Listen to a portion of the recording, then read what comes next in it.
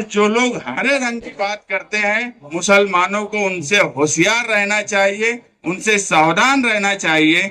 मैं दोबारा बोलूंगा, भगवा से खतरनाक हरे रंग की बात करने वाले लोग मुसलमानों के लिए है। राजनीति, आंदोलन, किसान, करप्शन, गरीबी, इन सभी मुद्दों पर आवाज उठाएगा अब तक न्यूज इंडिया। सत्ता के आगे जब भी सवाल कमजोर पड़ने लग जाए तो सवाल उठाने पड़ते हैं। बोल के लफ्ज आजाद है तेरे, बोल के सच जिंदा है अब तक। मालेगांव शहर में कई बदलाव हुए। मालेगांव शहर जन्म दाखिला और फिरका परस्तों को लेकर मुसलसल हम पर अलग अलग तरह से इल्जामात लगाए गए। हमने एक साल पहले इसी दिन माइनॉरिटी डिफेंस कमेटी बनाई और उन लोगों की मदद की, और आज एक साल होने के बाद भी सरकार, किरीट सुमैया, प्रशासन, पुलिस डिपार्टमेंट ये नहीं साबित कर पाया कि मालेगांव शहर में एक भी बांग्लादेशी या रोहिंग्या मिले हैं। और माइनॉरिटी डिफेंस कमेटी अव्वल दिन से ये बात बोलती थी कि यहाँ पर कोई बांग्लादेशी नहीं है, कोई रोहिंग्या नहीं है।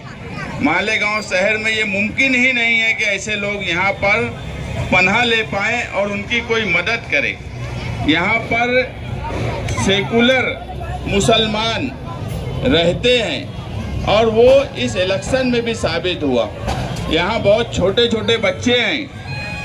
हम देख रहे हैं कि एक लाइन कारपोरेशन जैसे इलेक्शन में अगर कोई ये बोलता है कि हम कोई एक हिस्सा हरा कर देंगे, महाराष्ट्र हरा कर देंगे और मुसलमान खुश होता है, तो ये सबसे बड़ी बेवकूफ़ी मुसलमानों की है।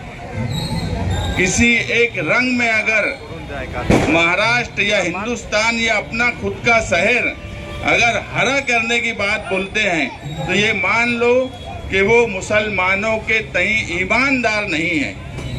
अगर मेजॉरिटी हिंदू अगर ये बोले कि वो भगवा कर देंगे और फिरका परस्त तो उनके साथ में लग जाए, तो ये समझ में आता है कि उनके पास मेजॉरिटी है।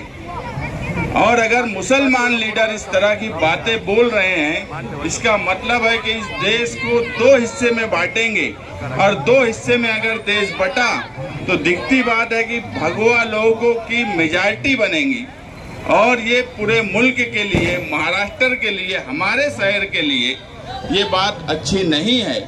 ये निहाल साहब का शहर रहा, यहाँ पर हमेशा सेकुलर लोग ही पाए गए और सेकुलरिज्म ही रहा है। हमें हमेशा से तिरंगा मुल्क चाहिए, तिरंगा शहर चाहिए और तीनों रंग चाहिए। किसी एक रंग में ना हम कल इस शहर को बांटे, ना आगे कभी इस शहर को बांटेंगे। और जो लोग रंग में बांट रहे हैं और जो मैं बोलता हूँ जो भगवा रंग में पूरे शहर या मुल्क को रंगने की बात करते हैं, उससे ज़्यादा खतरनाक वो लोग हैं जो हरे रंग में मुल्क को, शहर को और अपनी रियासत को हरे रंग में अगर बोलते हैं, तो उनसे मुसलमानों को ज़्यादा होशियार रहने की ज़रूरत है। ये मुल्क हमेशा से तिरंगा रहा है, यही जमहूरी निज़ाम है। और इस शहर ने कारपोरेशन के इलेक्शन में महाराष्ट्र में क्या हुआ वो आपके सामने है, मगर मालेगांव शहर ने कारपोरेशन के इलेक्शन में ये साबित किया कि बहुत बड़ी आबादी मुसलमानों की रहने के बाद भी मालेगांव के मुसलमान सेकुलर हैं और उन्होंने मालेगांव सेकुलर फ्रंट का साथ दिया। ये साबित करता है कि मालेगांव के मुसलमान एक रंग में नहीं बढ़ते और यही पैगाम पूरी रियासत में जाना चाहिए।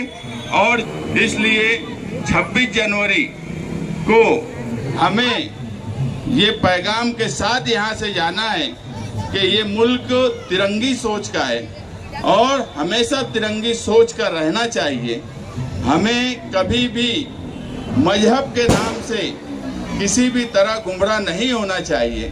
जब तक हम तिरंगी सोच के साथ रहेंगे, जमहूरी मुल्क में हमें वो सारे हक मिलेंगे जिसके हम हकदार हैं, और जिस वक्त हमने एक रंग में ढलने की कोशिश की, हमारे हक उसी वक्त से छीने जाने लगेंगे। इसलिए आप तमाम ही लोगों को तिरंगी यौम जमहूरिया मुबारक हो। हमेशा तिरंगे के साथ रहिए, हमेशा तीनों कलर के साथ रहिए। यही सोच के साथ, यही पैगाम के साथ आज का प्रोग्राम खत्म किया जाता है। शुक्रिया।